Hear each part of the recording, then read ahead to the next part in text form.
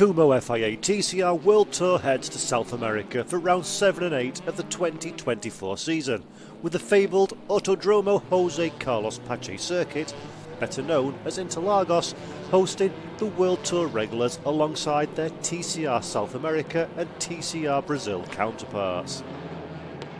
A healthy grid of 28 cars would make up the field for this opening weekend of racing in South America, with the World Tour welcoming a wealth of established drivers from the region, including no less than 3 former TC 2000 champions, 2 ex-Grand Prix drivers and multiple race winners across various categories of motorsport, with an expanded grid and practice forms suggesting several TCR South American drivers hold genuine pace this weekend. Qualification would prove to be a nervy affair for many of the World Tour regulars, several of whom profess concerns about their own personal prospects of making it through to the all-important grid defining Q2 qualification session. Drivers and team standings leaders BRC Hyundai N Squadra Corsa would be one of those concerned about outright pace in Brazil, the Italian squad finding the going tough in opening practice, straight line speed proving to be the downfall of the Elantra N TCR at the 4.309km circuit. Good work by the Hyundai outfit between practice sessions lends cause for optimism heading into qualification, as all 3 drivers find pace enough to trouble the top 10 in free practice 2, a marked improvement over early running. Bebu Girolami, no stranger to Interlagos, having run here back in 2016, was the fastest of the 3 BRC Hyundai N Squadra Corsa drivers in a difficult day for the Italian team, the Argentine driver securing 5th on the grid for the opening racing action of the day. The Hyundai drivers lost 4 lap times between them throughout Q1, showing just how hard the drivers must continue to push. Sadly, for Squadra Martino driver Enrique Maglione, contact between himself and the PMO Racing Peugeot of Marcos Regueiras would lead to heavy contact with the barriers and a long red flag period during the opening section of Q1. Upon resumption of track action, Cyan Racing Lincoln co-driver Santiago Urrutia would prove to be the man of the moment in the number 112 machine, clocking a late effort to beat home GOAT Racing driver Esteban Gurrieri, thus depriving the Argentine of his first World Tour pole with a final flying lap, outpacing him by 0.2 of a second. An understandably delighted Urrutia celebrates wildly with his team following that momentous final lap.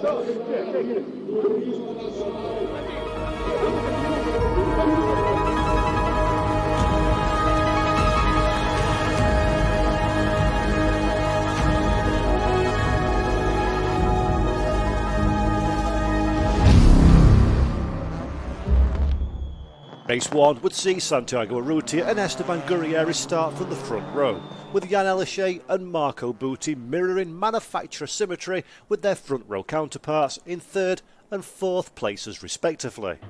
Girolami upholds BRC honours in 5th position. Miraculously, Squadra Martino repaired the battle-damaged Civic of Maglione overnight, leaving a full field to take to the track for the opening Kumho FIA TCR World Tour race of the day on Sunday morning. Gurrieri is the first to pounce as the cars scramble off the line and down into the Senna S, the GOAT Racing Honda driver taking the initiative with a strong start and committed defence from a no doubt frustrated Urrutia, whilst further back, fast-starting Girolami tries the long route in his endeavours to clear Marco Butti in 3rd. Not one to miss out, Jan Elishay proved combative in the opening corners, the Frenchman seen here getting firmly involved as teammate Urrutia and Gurrieri squabble ahead. Into Decided Lago for the first time as the field fan out, Brazilian Rafael Reis gets into trouble with Dusan Borkovic, the Cupra driver doing well to recover from his lurid moment as he shuffles back down the pack. Up front, and Urrutia piles on the pressure for the race lead. Side by side into Veronero with a brave move around the outside from a defensive Gurrieri before the inevitable puff of smoke signifies light contact and the 186 emerges with a slender lead intact. As everyone looks to find their own piece of real estate on track, race control would need to be on hand to ready the first safety car intervention, the field having to assume 1-by-1 formation to allow the ever-busy Interlagos marshals an opportunity to clear the luckless John Felipe, the Volcano Motorsports Audi driver having an horrendous day at the office without even managing to get off the line, as Enrique Maglione also suffers from his own continued misfortune, pulling over before the opening tour can be completed.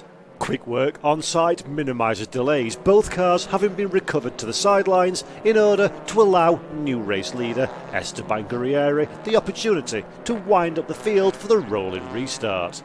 Guerrieri would have teammate Booty for support in third behind Urrutia, with Elisha, Girolami, Bjork, Michaelis, Mar, Azcona and leading TCR South America driver Rafael Suzuki leading the field through ahead of racing resumption on lap 5 of the now 14-lap encounter. No doubt mindful of the need to maximise any potential points advantage over title rivals Norbert Michaelis and Jan Elisha behind, Esteban Guerrieri knows just how important it will be to maximise this early race restart. The Honda driver going early for the run to the line and catching Urrutia somewhat off guard on the long run up the hill. Job done at the very front of the pack. Attention now turns to the fight between Rafael Suzuki and Dusan Borkovic for 8th position. Borkovic making a move stick to clear the PMO Peugeot driver as the field snakes their way through the Senna S. In the TCR South America group, Suzuki remains at the head from a charging PK with Matheus Rossi, the first of the Toyotas. For Nestor Girolami, the 5th place man finds himself under increasing pressure from a determined Ted Bjork behind. The BRC Squadra Corsa Hyundai Elantra just able to escape the 111 attention as further down a busy Rafael race looks hard for a way past Lionel Panilla's Peugeot. The 77 failing to find a way past on this occasion, unlike Ted Bjork. Pressure applied, opportunity found and move engaged. Bjork takes the inside and following a bit of side-by-side action eventually finds a way past the clearly now struggling for lap time Girolami Hyundai. That move would be all the invitation Bjork needs to begin his charge away from the 129 and onto the tail of his Cyan Racing teammates ahead, whilst just behind Marcin Hua has a look down the inside of Michaelis to little effect. Plenty of good racing throughout the field would characterise the duration of this opening encounter at Interlagos, with several drivers throughout the field trading paints in their own individual battles. As Guerrieri ahead continues to tease out an increasing lead from the chasing Urrutia and to a lesser extent GOAT Racing teammate Marco Booty in third. Down in the lower reaches of the top 10, Borkovic finds speed in a straight line compared to Mikel Azcona's Hyundai. The Serbian driver having a happy time of it as he drags past the Spaniard and into 9th position. This despite spirited attempts from Azcona to retake the Honda driver as they wind through the opening segment of the new lap. A fighting drive in less than ideal circumstances for the former world champion. With that Hyundai firmly engaged in battle, further up the order, the other two BRC Squadra Corsa cars would see fit to exchange places for 6th position. Girolami, the highest qualifier of the trio, ceding position to teammate and title leader Michaelis without much fanfare, although Mar in the 155 Lincoln Co certainly made life difficult for the pair with his enthusiastic attempts to find a way past Girolami. With the initial challenges rebuffed, Girolami would be something of a moving target for Ma in the closing stages, the Chinese superstar giving his all in what is clearly a quicker package this weekend in Brazil.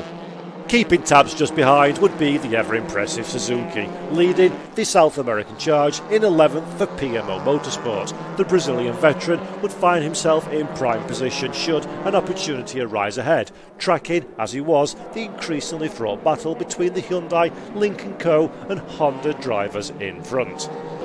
Meanwhile, Pedro Cardozo makes an ambitious lunge on the ever-in-the-wars Rafael race. Cardozo making the inside line count initially before a fired-up race firmly stays alongside the Peugeot driver in what was an exceptional display of hard racing as the two cars give each other little room to fight out the position. For Suzuki, the time was now, as the Brazilian looks to clear Girolami, and Cardozo and Race continue their own personal fight, this time slightly outside of track limits.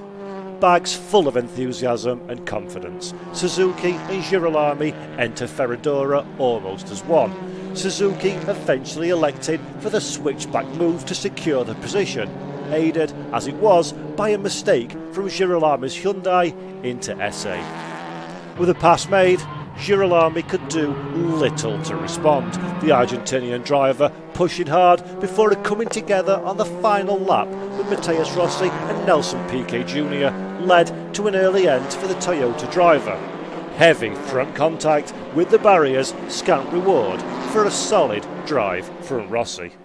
Up front though, and it was all smiles in the Honda racing camp for Esteban Guerrieri and Goat Racing as they continue on untroubled in the lead of the field with a comfortable gap between themselves and Santiago Urrutia, having formed since the initial safety car restart all the way back on lap number 5.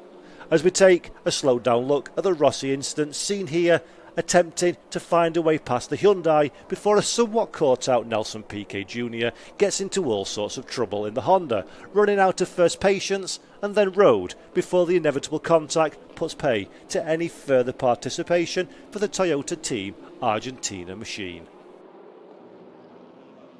Drama, controversy, excitement and overtakes are all things you most certainly cannot level at Esteban Guerrieri in round 7 as the Argentinian driver performs a near faultless race at the head of the pack, extending the gap to double digits by the time the checkered flag waves as a dejected Rossi ponders what might have been. Nerves rise to near unbearable levels for team manager Pepe Oriola and the whole Goat Racing squad watching on intently from the pit lane. The final few corners would offer no challenge to the 39-year-old Argentinian driver from Buenos Aires, as Esteban Guerrieri, having been oh so impressive on so many occasions this season, makes his way through the final few corners in Interlagos to bring the Goat Racing Honda Civic FL5 TCR up to and across the line for the very first victory of Goat Racing in their first year of touring car tin top competition.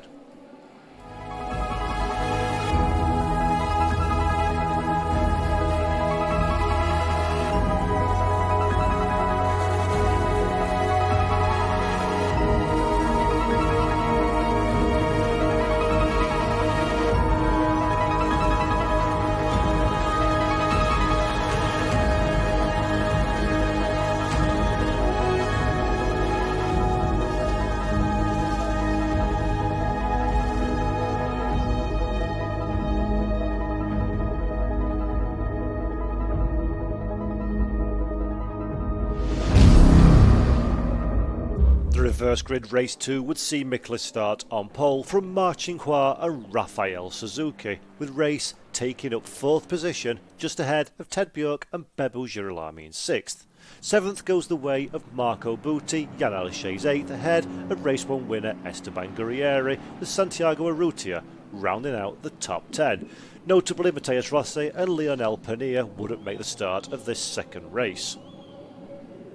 Green flag waves at the back of the field as the revs begin to rise at Interlagos. Round 7 of the Kumho FIA TCR World Tour kicks into action, and at the front of the grid, Norbert Miklas is the first away from the blocks, with Girolami on the attacking 5th, before an audacious Ted Bjork goes the long way around Rafael Suzuki into T1, the Swedish driver giving it his all, with a tremendous move that lifts him into 3rd position ahead of a tightly congested midfield pack.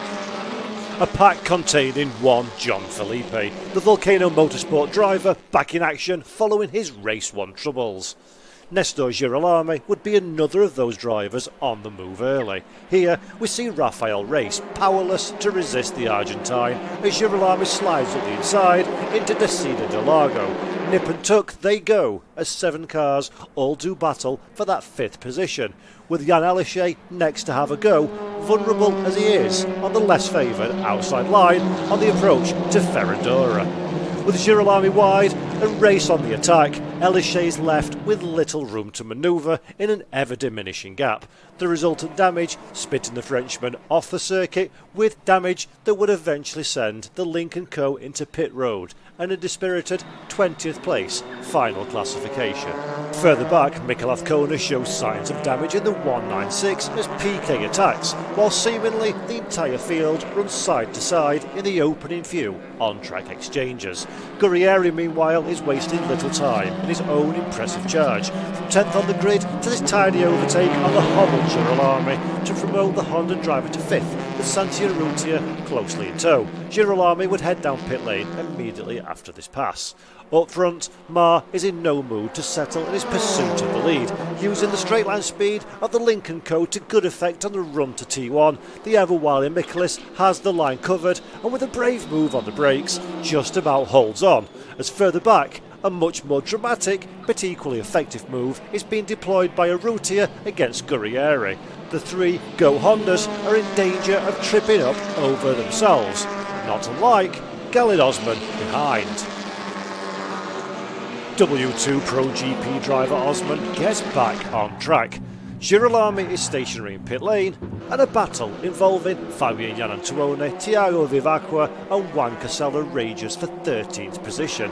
Iannantuono currently with the advantage in the Palladini Corolla, as Casella and Vivacqua make light contact. That contact would be something of a starter for 10, as just a few short corners later, Casella would be the recipient of a healthy dose of retaining wall in his Squadra Martino Civic Type R. Thankfully, driver was in considerably better shape than car following the collision. Casella headed immediately into retirement as the safety car is called into action for the second time this weekend. The temporary slowing of proceedings helps Elishay's crew repair the 168 down at Lynk & Co Cyan Racing, whilst Marcos Regueiras calls it a day and Bebo Girolami storms out of pit lane with a brand new set of Kumho tyres bolted to his Elantra. Perfect timing for Girolami as he avoids losing a lap to the race leaders.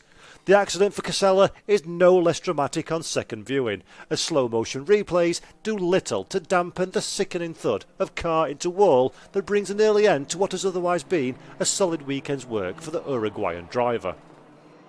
Looking back at the start, we see just how close things got at the head of the pack, whilst further down, more start line strafe befalls the field, as we see Enrique Maglioni continue a weekend to forget aboard the Civic Type R FK7.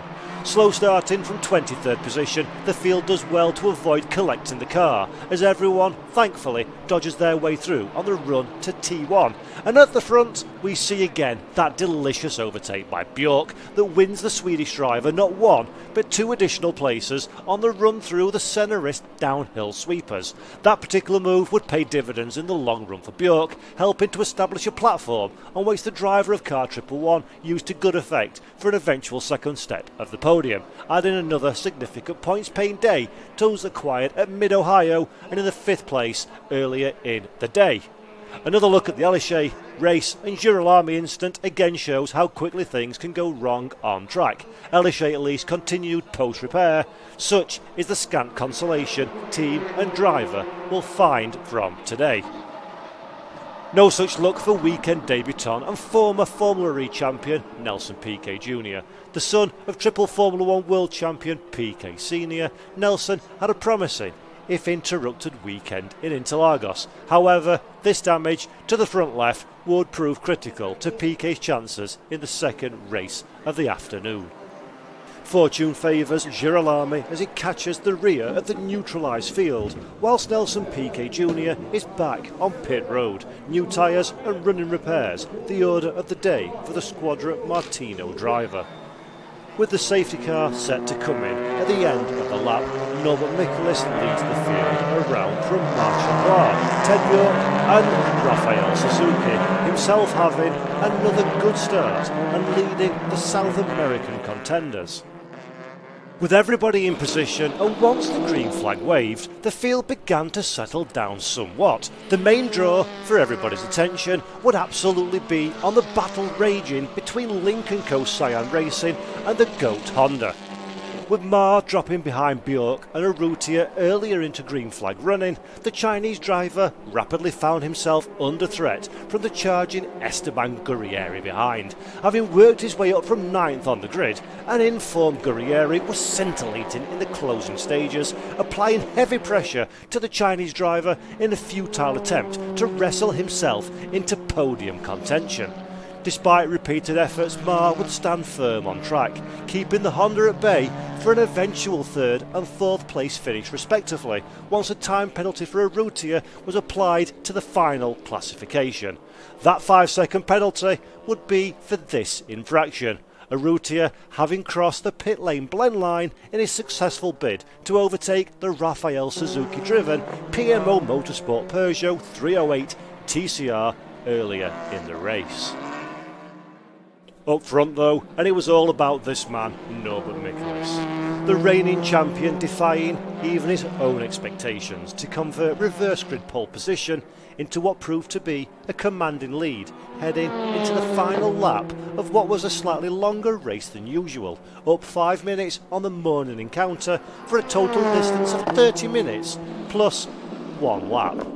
Back in pit lane, team manager Gabriele Tarquini and team principal Gabriele Rizzo look on nervously as they await their charge on the final lap.